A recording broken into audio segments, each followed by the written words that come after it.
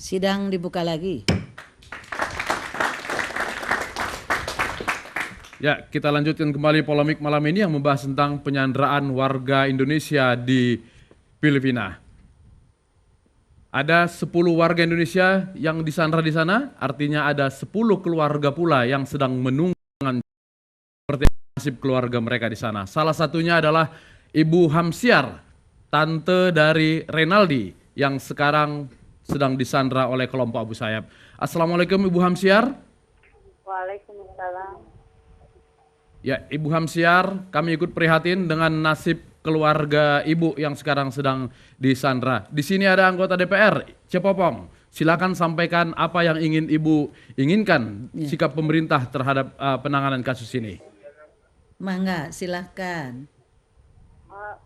Kami dari keluarga Rinaldi sudah merupakan ucapan terima kasih atas kerja keras pemerintah yang selama penyanderaan dari 10 ABK Brahma 12. Dari kami cuman ingin menyerahkan sepenuhnya bantuan dari pemerintah supaya sandra tersebut selamat kembali pulang ke rumah. Ya, Cepopong silakan ada tanggapan atau ingin bertanya juga kepada Ibu Hamsiar. Yang jelas kami bisa merasakan bagaimana perasaan tantenya ini. Ya. Kami bisa merasakan. Dalam hal ini tentu saja semua pihak akan berusaha untuk berbuat yang terbaik untuk para keluarga itu tadi. Pasti akan yang terbaik sesuai dengan tugasnya masing-masing. Kami dari DPR tentu tidak operasional, tapi paling tidak bisa nanti sebagaimana tadi dikatakan di dalam pembukaan. Ya. Begitu ya Bu ya. Jadi jangan khawatir, semua kami akan berbuat yang terbaik untuk di antaranya kemenakan beliau. Ya. Baik. Ya, Ibu Hamsiar, kapan kontak terakhir dengan keponakan Ibu, Mas Renaldi itu? Tanggal 23 Maret. Oke, semenjak mereka dinyatakan disandra, siapa yang menghubungi Ibu? Apakah ada dari pemerintah atau dari pemilik kapal? Alhamdulillah kami sudah dihubungi oleh pemerintah setempat dan pihak kapal pihak pemilik kapal atau PT Patria. Kami sudah dihubungi juga sama mereka, sama beliau, dan alhamdulillah pernyataan pihak PT Patria alhamdulillah itu sudah mensupport kami, dan alhamdulillah kabar dari Ananda Rinaldi juga sudah sehat. Jadi kami dari keluarga sudah merasa lega karena adanya kerjasama pemerintah dengan pihak perusahaan, adanya nego. Mudah-mudahan nego atau lobby-lobby dengan pihak yang menyandra bisa memaksimalkan lagi supaya secepat mungkin kembali Sandra dari kapal Brahma ini kembali dengan selamat. Oke, sebelum ini apakah Renaldi sudah pernah berlayar ke daerah Filipina? Belum pernah, baru mulai dari tanggal 15 baru dia berlayar ke perairan Filipina. Apakah Renaldi ini sudah berkeluarga, Ibu Hamsiar? Belum, Pak. Oke. Kalau Ibu kan tantenya, orang tuanya Renaldi sendiri masih ada? Masih ada, dia cuman udah cerai dari kecil. Oke, bagaimana kondisinya semenjak kehilangan anak tercinta selama 14 hari ini? Ya namanya orang tua pasti merasa sedih, shock. Oke, di sini juga ada perwakilan pemerintah. Ibu ada usul untuk pemerintah bagaimana penanganan kasus ini? Kami kan sudah menyerahkan sepenuhnya kepada pemerintah dan pemerintah pun juga tidak tinggal diam. Dia sudah berusaha semaksimal mungkin.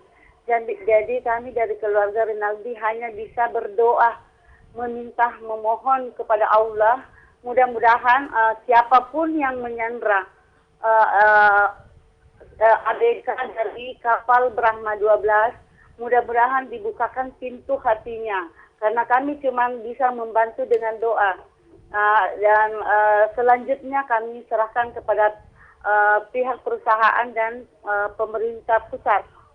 Oke, silakan Pak Armaji. Ya, ya Ibu, seperti tadi Ibu doakan, kami tetap akan mengutamakan sekali lagi keselamatan keluarga Ibu dan ke-9 orang Indonesia lainnya yang disandera di sana. Oke, ya Ibu Hamsiar, kami senang mendengar Ibu dan keluarga merasa lega dengan penanganan yang dilakukan oleh pemerintah pada saat ini. Mudah-mudahan semuanya berjalan dengan baik. Terima kasih Ibu Hamsiar dari Makassar. Doa kami untuk keluarga di sana. Amin, amin, amin. Ya, itu tadi Cepopong, salah satu keluarga dari sandra kita di sana. Ya, nuhun. saya ke Pak Hanafi dulu. Pak Hanafi, kalau Renaldi tadi belum pernah berlayar ke Filipina, tapi kami pernah mendapatkan cerita dari keluarga ABK di Klaten. Katanya setiap mau berlayar ke Filipina, pasti anaknya menelepon memberitahu. Sementara kalau berlayar ke tempat lain tidak memberitahu. Apakah memang situasi laut di sana itu lumayan gawat? Satu, sebagai profesi pelaut adalah profesi khusus yang diakui oleh IMO maupun oleh ILO, bahwa kita mempunyai profesi khusus dan kita tidak pernah takut ya, dan selalu optimis bahwa negara ada di belakang kita. Negara selalu akan membela kita, dan kita juga tahu betul apa yang dikatakan oleh Pak Luhut Panjaitan, bahwa harus ada perundingan antara pihak perusahaan dengan para pembajak, karena yang tujuan adalah memeras perusahaan. Dan ini yang akan dicapai itu bagaimana. Dan kita juga tidak akan pernah terlibat terhadap politik maupun religius ya. Kita juga adalah pelaut ya. Kita harus bebas dari itu. Oleh karena kita bisa berlayar di kapal mana saja, bendera mana saja, negara mana saja. Jadi kami selalu optimis bahwa mereka akan pasti terbebaskan tanpa suatu kendala. Oke, tidak ada daerah-daerah yang ditandai oleh para pelaut ini. Lewat sini harus banyak-banyak doa ini gitu. Ya, kita selalu mendapatkan informasi dari Maritime Security Asset dan training dari yang ada di Inggris ataupun dari badan koordinasi dari pembajakan dari Kuala Lumpur. Selalu ada informasi daerah-daerah mana saja yang berbahaya, terutama yang tidak termasuk pembajakan adalah yang ada armed robbery ataupun perampokan bersenjata yang seperti yang dilakukan oleh yang di Filipina ini. Dan kita juga selalu waspada, dan kita juga ada buku panduannya yang disebut Best Management Practice, di mana kapten itu selalu punya buku panduan kemana dia harus berkomunikasi. Sehingga dia bisa berkomunikasi dengan Singapura, dengan Bakamla yang ada di Indonesia maupun dengan pelabuhan-pelabuhan yang terdekat dari tempat di mana dia dibajak di Tarakan maupun di Sabah ataupun di Filipina sendiri. Sedangkan kami pun punya hubungan dengan serikat pekerja pelaut yang ada di Filipina, dan mereka juga paling penting adalah buat kami, sekarang kami sangat optimis, kami pun tidak punya rasa takut karena negara ada di belakang kami.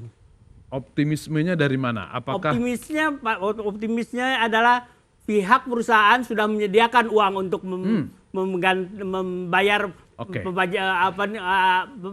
membayar uang yang diminta oleh para pembajak, dan pemerintah juga siap untuk opsi yang di luar itu. Dan kita pun yakin bahwa ke-10 orang Indonesia itu akan selamat.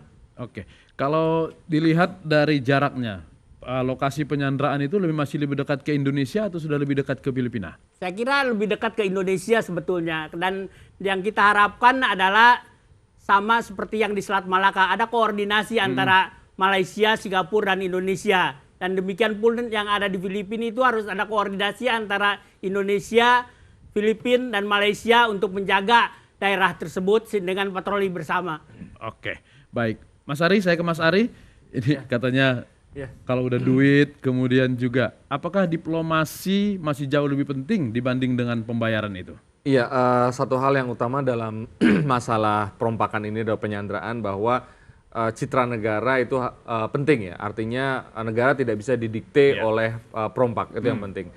Makanya pemerintah Indonesia selalu mengatakan bahwa kita tidak akan membayar, tetapi tidak juga menutup kemungkinan bahwa akan ada negosiasi. Semua opsi dibuka. Ya.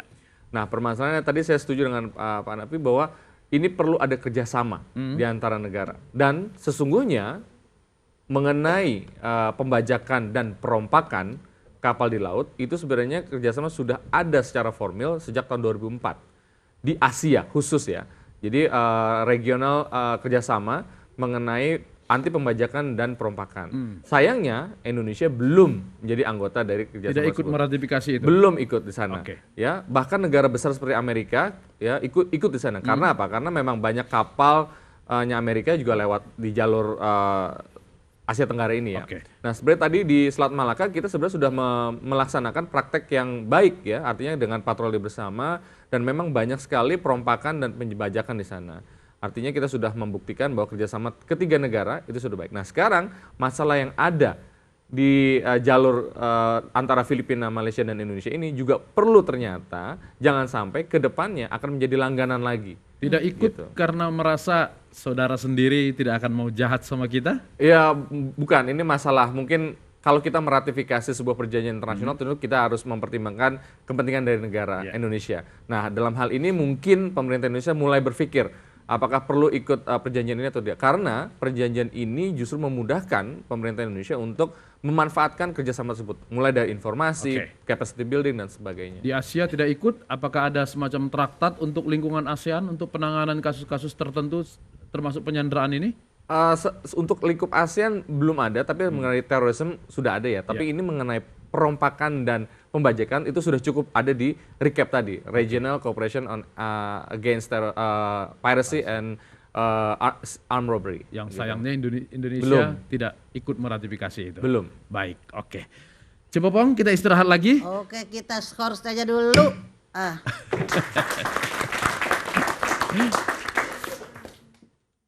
Damang, Bu.